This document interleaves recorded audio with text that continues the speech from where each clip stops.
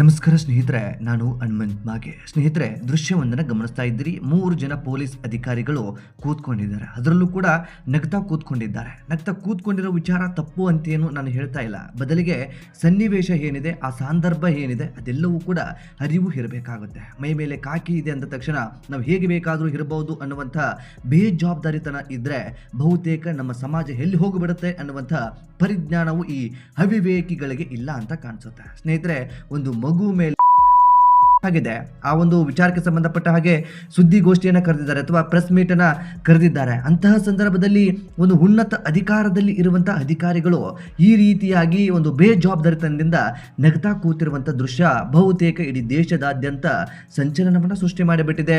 ಸಾಕಷ್ಟು ಜನ ಇವರಿಗೆ ಚೀತು ಅಂತೇಳಿ ಉಗಿಯೋದಕ್ಕೆ ಪ್ರಾರಂಭಿಸಿಬಿಟ್ಟಿದ್ದಾರೆ. ಇದೀಗ ಸರ್ಕಾರ ಉನ್ನತವಾದಂತಹ ಒಂದು ಶಿಕ್ಷೆಯನ್ನೇ ಇವರಿಗೆ ನೀಡಿಬಿಟ್ಟಿದೆ ಅಂತ ಹೇಳಿದ್ರು ಕೂಡ ತಪ್ಪಾಗ್ಲಿಕ್ಕಿಲ್ಲ. ಸ್ನೇಹಿತರೆ, ಅಂದ ಹಾಗೆ ಏನಿದು ಪ್ರಕರಣ, ಈ ಪ್ರಕರಣದಲ್ಲಿ ಏನೇನೆಲ್ಲ ಬೆಳವಣಿಗೆ ಆಗಿತ್ತು, ಪೊಲೀಸರು ಯಾವ ರೀತಿಯಾದಂತಹ ನಿರ್ಲಕ್ಷ್ಯತನವನ್ನು ತೋರಿದ್ರು, 10 ವರ್ಷದ ಮಗು ನಾಪತ್ತೆ ಆದಂತಹ ಸಂದರ್ಭದಲ್ಲಿ ಪೊಲೀಸ್ ಠಾಣೆಗೆ ಹೋದಂತಹ ಸಂದರ್ಭಕ್ಕೆ ಆ ಪೊಲೀಸರು ಒಂದು ದೂರನ್ನು ಸ್ವೀಕರಿಸೋದಕ್ಕೂ ಕೂಡ ನಿರಾಕರಿಸಿ ಬಿಡ್ತಾರೆ. ಆ ಒಂದು ನಿರಾಕರಣೆಯಿಂದ ಬಹುತೇಕ ಒಂದು ಹೆಣ್ಣು ಮಗು, ಅದರಲ್ಲೂ ಕೂಡ ಅಮಾಯಕ ಮಗುವಿನ ಸಾವಾಗಿ ಹೋಗಿಬಿಡುತ್ತೆ.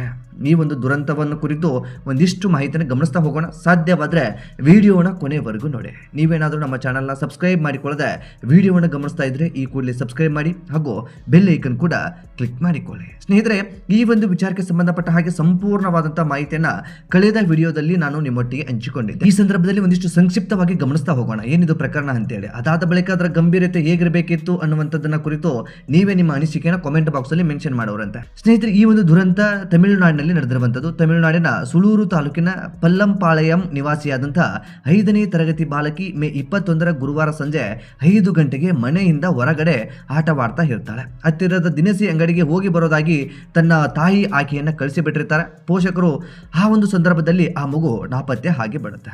ಆ ಒಂದು ನಾಪತ್ತೆ ಆದ ಕಾರಣದಿಂದಾಗಿ ಪೋಷಕರು ಹುಡುಕಾಟ ನಡೆಸೋದಕ್ಕೆ ಪ್ರಾರಂಭಿಸಿಬಿಡ್ತಾರೆ. ಅಪರಿಚಿತ ವ್ಯಕ್ತಿ ಒಬ್ಬ ದ್ವಿಚಕ್ರ ವಾಹನದಲ್ಲಿ ಮಗುವನ್ನು ಕರೆದುಕೊಂಡು ಹೋಗಿರುವಂತದ್ದು ಅಂಗಡಿಯ ಪ್ರತ್ಯಕ್ಷದರ್ಶಿಗಳು ಒಬ್ಬರು ನೋಡಿಬಿಟ್ಟಿರ್ತಾರೆ.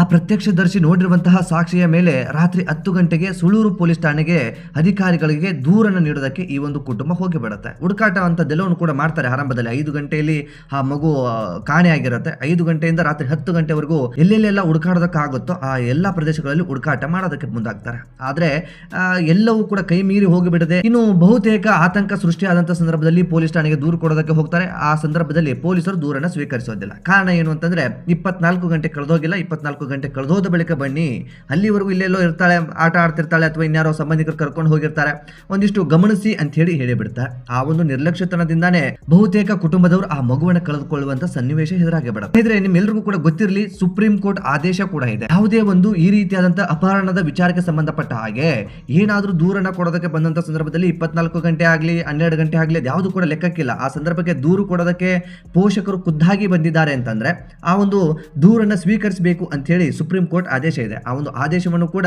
ಆ ಪೊಲೀಸ್ ಅಧಿಕಾರಿಗಳು ನಿರ್ಲಕ್ಷ್ಯತನ ತೋರಿ ಗಾಳಿಗೆ ತೂರಿ ಕೈ ಬಿಟ್ಟು ಬಿಡ್ತಾರೆ. ಆ ಒಂದು ಸಂದರ್ಭದಿಂದ ಆ ಮಗು ಎಲ್ಲಿ ಹೋಗಿದೆ, ಏನಾಗಿದೆ ಅಂತೇಳಿ ಹುಡುಕಾಟ ಮಾಡೋದಕ್ಕೆ ಪ್ರಾರಂಭಿಸ್ತಾರೆ. ಅದ್ಯಾವುದು ಕೂಡ ಸಾಧ್ಯ ಆಗೋದಿಲ್ಲ. ಅದಾದ ಬಳಿಕ ಮರುದಿನ ಆ ಮಗುವಿನ ಮೃತದೇಹ ಪತ್ತೆ ಆಗಿಬಿಡುತ್ತೆ. ಅಂತಂದ್ರೆ ಶುಕ್ರವಾರ ಮೇ 22ನೇ ತಾರೀಕು ಕನ್ನಂಪಾಲಯಂ ಅನ್ನುವಂಥ ಕೆರೆ ಇದೆ. ಆ ಒಂದು ಕೆರೆಯ ಪ್ರದೇಶದಲ್ಲಿ ಮಗುವಿನ ಮೃತದೇಹ ಪತ್ತೆ ಆಗಿಬಿಡುತ್ತೆ. ಈ ಕುಟುಂಬವು ಕೇವಲ 20 ದಿನಗಳ ಹಿಂದಷ್ಟೇ ಆ ಒಂದು ಪ್ರದೇಶಕ್ಕೆ ವಲಸೆ ಬಂದಿರುತ್ತೆ. ಬಡತನದ ಕುಟುಂಬ ಕೆಲಸಕ್ಕಾಗಿ ಆ ಒಂದು ಪ್ರದೇಶಕ್ಕೆ ಬಂದಿರುತ್ತೆ. ಆ ಪ್ರದೇಶಕ್ಕೆ ಬಂದಂತ ಸಂದರ್ಭದಲ್ಲಿ ಇಂಥದ್ದೊಂದು ದುರಂತ ನಡೆದು ಹೋಗಿಬಿಡುತ್ತೆ. ಇನ್ನು ಈ ಒಂದು ದುರಂತ ನಡೆದು ಹೋದ ಬಳಿಕ ಪೊಲೀಸರ ವಿರುದ್ಧ ಜನಗಳು ಆಕ್ರೋಶವನ್ನು ವ್ಯಕ್ತಪಡಿಸ್ತಾರೆ. ಪೊಲೀಸ್ ಠಾಣೆಯ ಮುಂದೆ ಕೂತ್ಕೊಂಡು ಪ್ರತಿಭಟನೆ ಮಾಡ್ತಾರೆ.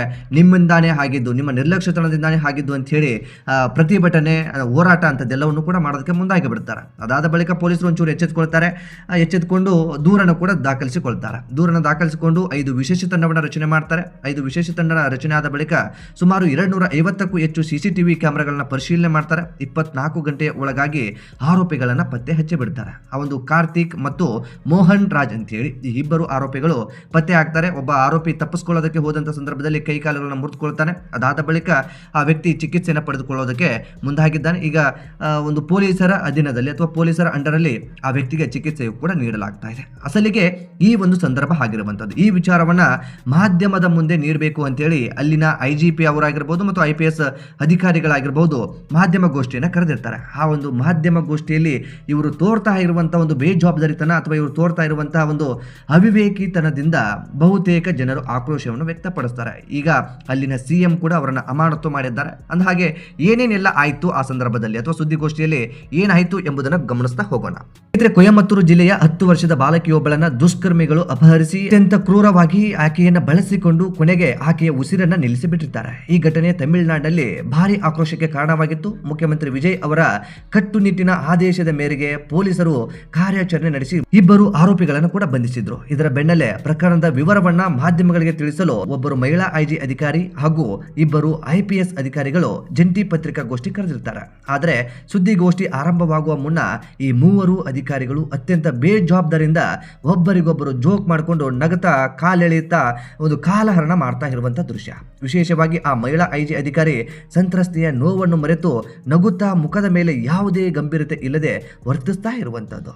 ಇದೊಂದು ಸೋಷಿಯಲ್ ಮೀಡಿಯಾದಲ್ಲಿ ಆಕ್ರೋಶಕ್ಕೆ ಇದೀಗ ದಾರಿ ಮಾಡಿಕೊಟ್ಟು ಬಿಟ್ಟಿದೆ. ಈ ಅಧಿಕಾರಿಗಳು ನಗುತ್ತಿರುವ ದೃಶ್ಯಗಳು ಮಾಧ್ಯಮಗಳು ಮತ್ತು ಸೋಷಿಯಲ್ ಮೀಡಿಯಾಗಳಲ್ಲಿ ವೈರಲ್ ಆಗುತ್ತಿದ್ದಂತೆ ಈ ಜನರು ಭಾರಿ ಆಕ್ರೋಶವನ್ನು ವ್ಯಕ್ತಪಡಿಸೋದಕ್ಕೆ ಪ್ರಾರಂಭಿಸಿದ್ರು. ಒಂದು ಮಗು ಸತ್ತಾಗಲೂ ನಿಮಗೆ ಕನಿಷ್ಠ ಮಾನವೀಯತೆ ಇಲ್ವೇ? ನೀವು ಒಬ್ಬ ಮಹಿಳೆ, ನಿಮಗೂ ಮಕ್ಕಳಿರಬಹುದು, ನಿಮ್ಮ ಸ್ವಂತ ಮಗಳಿಗೆ ಹೀಗಾಗಿದ್ದರೆ ಹೀಗೆಯೇ ನಗ್ತಾ ಇದ್ರ ಎಂದು ಸಾರ್ವಜನಿಕರು ಆ IG ಅಧಿಕಾರಿಯನ್ನ ತರಾಟೆಗೆ ತೆಗೆದುಕೊಂಡು ಬಿಟ್ಟಿದ್ರು. ಈ ಒಂದು ಸುದ್ದಿ ಮುಖ್ಯಮಂತ್ರಿ ಅವರವರೆಗೂ ಕೂಡ ಹೋಗಬಡುತ್ತೆ. ಆ ಒಂದು ಮುಖ್ಯಮಂತ್ರಿ ವಿಜಯ್ ಅವರು ಕೂಡ ಒಂದು ನಿರ್ಧಾರವನ್ನ ತೆಗೆದುಕೊಂಡು ಬಿಡ್ತಾರೆ. ಏನು ನಿರ್ಧಾರ ಅಂತಂದ್ರೆ ಇವರನ್ನ ಕೆಲಸದಿಂದ ಸಸ್ಪೆಂಡ್ ಮಾಡುವಂತ ನಿರ್ಧಾರ. ತಕ್ಷಣವೇ ಈ 3 ಜನ ಅಧಿಕಾರಿಗಳನ್ನ ಸಸ್ಪೆಂಡ್ ಮಾಡಿ ಮನೆಗೆ ಕಳಿಸಿಬಿಟ್ಟಿದ್ದಾರೆ. ಇದೀಗ ಸಾರ್ವಜನಿಕರು ಈ ಕುರಿತಾಗಿ ಇನ್ನೂ ಕೂಡ ಆಕ್ರೋಶವನ್ನು ವ್ಯಕ್ತಪಡಿಸ್ತಾ ಇದ್ದಾರೆ. ಕಾರಣ ಏನು ಅಂತಂದ್ರೆ ಒಬ್ಬ IG ಅಥವಾ ಒಬ್ಬರು IPS ಅಧಿಕಾರಿಗಳಿಗೆ ಇರಬೇಕಾದಂತ ಗತ್ತು ಇವರುಗಳಲ್ಲಿ ಇಲ್ಲ. ಒಂದು ಪ್ರೆಸ್ ಮೀಟ್ಗೆ ಬಂದಿದ್ದಾರೆ, ಕರ್ತವ್ಯವನ್ನ ಮರೆತಿದ್ದಾರೆ, ತಮಗೆ ಇಷ್ಟ ಬಂದ ಹಾಗೆ ಮಾತನಾಡಿಕೊಂಡು ಕೂತ್ಕೊಂಡು ಹೇಗೆ ಬೇಕೋ ಹಾಗೆ ನಗ್ತಾ ಕೂತ್ಕೊಂಡಿದ್ದಾರೆ ಅನ್ನುವಂತ ಆಕ್ರೋಶವನ್ನ ಜನಗಳು ಹಾಕ್ತಾ ಇದ್ದಾರೆ. ಕೆಲವೊಂದಿಷ್ಟು ಜನ ಈ ಸಂದರ್ಭದಲ್ಲಿ ಪ್ರಶ್ನೆಯನ್ನ ಕೇಳಬಹುದು, ಅವರ ಒಂದು ವೈಯಕ್ತಿಕ ಜೀವನ ಇದೆ, ಅವರು ನಗೋದು ಬೇಡವಾ, ಅಧಿಕಾರದಲ್ಲಿದ್ರೆ ಕೇವಲ ಯಾವಾಗಲೂ ಸ್ಟ್ರಿಕ್ಟ್ ಆಗಿ ಇರಬೇಕಾ ಅನ್ನುವಂಥ ಪ್ರಶ್ನೆಯನ್ನ ಮಾಡಬಹುದು. ಅವರ ವೈಯಕ್ತಿಕ ಬದುಕಿದೆ, ಅವರ ವೈಯಕ್ತಿಕ ಬದುಕಿಗೆ ಒಂದು ಸಮಯ ಅಂತ ಇರುತ್ತೆ. ಆ ಸಮಯದಲ್ಲಿ ಅವರು ಹೇಗಿದ್ರು ಯಾರು ಕೂಡ ಪ್ರಶ್ನೆ ಮಾಡೋದಿಲ್ಲ ಅವರನ್ನ. ಆದರೆ ತಮ್ಮ ಮೈ ಮೇಲೆ ಕಾಕಿ ಬಟ್ಟೆ ಇದೆ, ಒಂದು ಕೆಲಸದ ಮೇಲೆ ಪತ್ರಿಕಾ ಗೋಷ್ಠಿಯನ್ನು ಕರೆದಿದ್ದಾರೆ, ಅಲ್ಲಿ ಗಂಭೀರತೆ ಹೇಗಿದೆ ಅನ್ನೋದನ್ನು ಅರ್ಥ ಮಾಡಿಕೊಳ್ಳಬೇಕು. ಆ ವಿಚಾರಕ್ಕೆ ಸಂಬಂಧಪಟ್ಟ ಹಾಗೆ ಮಾಹಿತಿಯನ್ನು ಕಲೆ ಹಾಕಬೇಕು ಅಥವಾ ಇನ್ನೇನೋ ಅಪ್ಡೇಟ್ಗಳು ಆಗ್ತಾ ಇರುತ್ತೆ, ಅದ್ರ ಬಗ್ಗೆ ತಿಳ್ಕೊಳ್ಬೇಕು. ಅದ್ಯಾವುದನ್ನು ಕೂಡ ಅವರು ಮಾಡ್ತಾ ಇಲ್ಲ, ನಿರ್ಲಕ್ಷ್ಯತನವನ್ನು ತೋರ್ತಾ ಇದ್ದಾರೆ. ಇಂತಹ ನಿರ್ಲಕ್ಷ್ಯತನದಿಂದಾನೇ ಬಹುತೇಕ ಪೊಲೀಸ್ ಇಲಾಖೆಯ ಮೇಲೆ ಜನರಿಗೆ ನಂಬಿಕೆ ಕಡಿಮೆ ಆಗ್ತಾ ಇದೆ. ಸ್ನೇಹಿತರೆ, ಈ ಒಂದು ಪ್ರಕರಣದಲ್ಲಿ ಪೊಲೀಸ್ ಇಲಾಖೆಯ ಒಂದು ಬೇಜವಾಬ್ದಾರಿತನವೇ ಮುಖ್ಯ ಕಾರಣ. ಆರಂಭದಲ್ಲಿ ಒಂದು ಕಂಪ್ಲೇಂಟ್ ಕೊಡೋದಕ್ಕೆ ಹೋದಂಥ ಸಂದರ್ಭದಲ್ಲಿ ಸಂಬಂಧಪಟ್ಟ ಪೊಲೀಸ್ ಇಲಾಖೆಯವರು ದೂರನ್ನು ಕೂಡ ಸ್ವೀಕರಿಸೋದಿಲ್ಲ, ಅಂತಂದರೆ ಠಾಣೆಯವರು ದೂರನ್ನು ಕೂಡ ಸ್ವೀಕರಿಸೋದಿಲ್ಲ. ಅದಾದ ಬಳಿಕ ಇಂಥದ್ದೊಂದು ದುರಂತವೇ ನಡೆದು ಹೋಗುತ್ತೆ. ಆ ದುರಂತ ನಡೆದು ಹೋದ ಬಳಿಕ ಪತ್ರಿಕಾಗೋಷ್ಠಿಯಲ್ಲಿ ಹಿರಿಯ ಅಧಿಕಾರಿಗಳು ಈ ರೀತಿಯಾದಂಥ ಬೇಜವಾಬ್ದಾರಿ ನಗದ ಕೂತ್ಕೊಂಡಿರೋದು, ಹಲ್ಕಿಸಿದ ಕೂತ್ಕೊಂಡಿರೋದು, ಇಂಥದ್ದೆಲ್ಲವನ್ನು ಕೂಡ ಗಮನಿಸಿಬಿಟ್ರೆ ಬಹುತೇಕ ಪೊಲೀಸ್ ಇಲಾಖೆ ಅಲ್ಲಿ ಎಷ್ಟು ನಿರ್ಲಕ್ಷ್ಯತನ ತೋರಿದೆ ಅನ್ನೋದು ಸ್ಪಷ್ಟವಾಗಿ ಗೊತ್ತಾಗಿ ಬಿಡುತ್ತೆ. ಅವರು ಮಾಡಿದ ತಪ್ಪಿಗೆ ಇದೀಗ ಶಿಕ್ಷೆಯನ್ನ ಆ ರಾಜ್ಯದ ಮುಖ್ಯಮಂತ್ರಿಗಳು ನೀಡಿದ್ದಾರೆ ಅಂತಾನೆ ಹೇಳಬಹುದು. ಸೊ ಈ ರೀತಿಯಾದಂತ ದುರಂತ, ಈ ಒಂದು ದುರಂತಕ್ಕೆ ಸಂಬಂಧಪಟ್ಟ ಹಾಗೆ ಈ ಒಂದು ಅಧಿಕಾರಿಗಳು ತೋರಿರುವಂತಹ ನಿರ್ಲಕ್ಷ್ಯದ ಬಗ್ಗೆ ನಿಮ್ಮ ಅನಿಸಿಕೆ ಏನು ಎಂಬುದನ್ನ ಕಾಮೆಂಟ್ ಬಾಕ್ಸ್ ಅಲ್ಲಿ ಮೆನ್ಷನ್ ಮಾಡಿ. ಸಾಧ್ಯವಾದ್ರೆ ಈ ಒಂದು ವಿಡಿಯೋನ ನಿಮ್ಮ ಸ್ನೇಹಿತರಿಗೂ ಕೂಡ ಶೇರ್ ಮಾಡಿ. ಚಾನಲ್ನ ಸಬ್ಸ್ಕ್ರೈಬ್ ಮಾಡಿಕೊಳ್ಳದೆ ವಿಡಿಯೋವನ್ನು ಗಮನಿಸಿದ್ರೆ ಈ ಕೂಡಲೇ ಸಬ್ಸ್ಕ್ರೈಬ್ ಮಾಡಿ ಹಾಗೂ ಬೆಲ್ ಐಕನ್ ಕೂಡ ಕ್ಲಿಕ್ ಮಾಡಿಕೊಳ್ಳಿ. ಮತ್ತೆ ಮುಂದಿನ ವಿಡಿಯೋದಲ್ಲಿ ಸಿಗೋಣ. ನಮಸ್ಕಾರ.